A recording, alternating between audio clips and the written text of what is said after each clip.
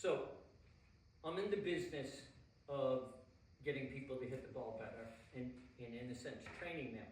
So I have to have some drills and I have to have some thoughts that will resonate with people and get them to do what I want them to do. So I'm going to go through a training regimen that I've designed to move correctly.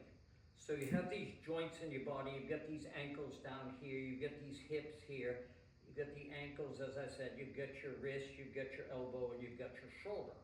So I'm going to discuss how these joints move. Now, if I simply stand here and move through my ankles, doing nothing else, I'm just moving through my ankles, and I'm just spinning my ankles around in this manner. So you can feel it. Now as I start to do that, I would feel the weight go to my right foot, like that, and as I spin on that axis of my ankle, the weight would now go to my heel, and my left ankle would roll in as that happens. Now as I get to my right heel with just my ankles and get back over here, I would push the weight across to my left, and now I've got my ankles there, and I'm going to turn my left ankle in this direction, and my right ankle would respond and do that. So I'm simply just standing here and doing this, and you can see that I move quite a bit.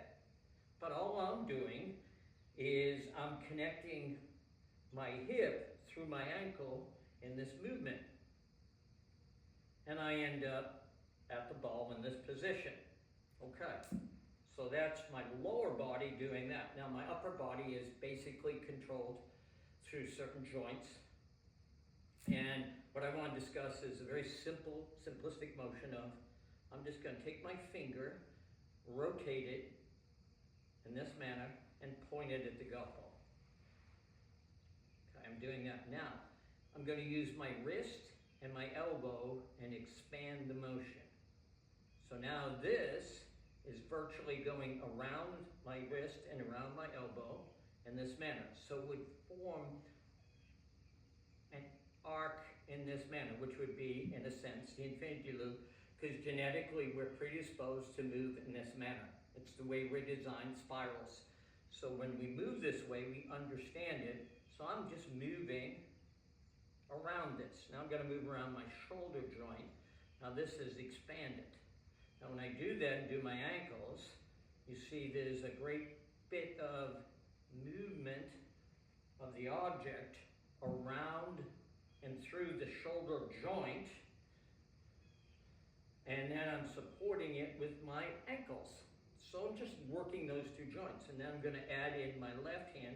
So I'm going to do the same thing and point at the ball. So my finger is moving that way. Now I'm going to use my elbow, and it's going to expand the motion in this direction. Now I'm going to use my shoulder. It's going to get bigger, bigger, bigger. And when I do all these things together, I am just using these joints, and the object is moving around in space and delivering itself to the golf ball through that motion. So we're predisposed to do that because as human beings, we've worked in the fields, we've hit things, we've done things. Here's a scythe, for example. This is designed to cut grass. The blade is very sharp, and I would just move in this manner. So you can see it, what I call the latitude of this object, because this is the way it's designed to be used. So I move beautifully through my joints. Now if I do this and I move through my left side, I look like that and like that. That doesn't work very well. No. So what I want to do is be able to use the object correctly. So the other thing that's brilliant is the way they curve the wood so that I can accommodate my upper body to match what my lower body does.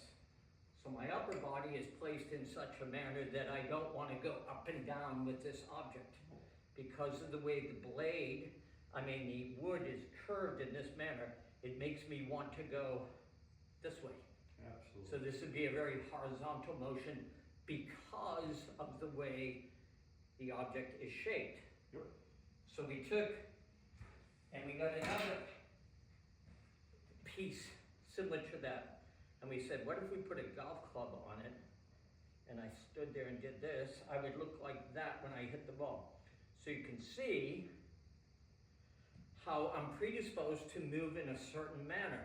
And everybody tries to swing a golf club. You're basically designed to hit something on the ground or to hit things out in front of you. That's the way we were designed. We throw, we hit, we chop, we do all these things. Well, hunters and gatherers. Yeah, hunters and gatherers. So we're predisposed to do this. And all we're doing is trying to wake up our sense and sensibility as to what are we trying to do. We're just trying to deliver a blow, in essence, to an object that sits on the ground and be in that position when you do it. Now, if you broke it down and looked at it, and I had EMGs on me where you could measure my movement, there would be a little bit of ankle motion. Tibia would move like that. Hip, because the ankle is moving, the hip is flowing.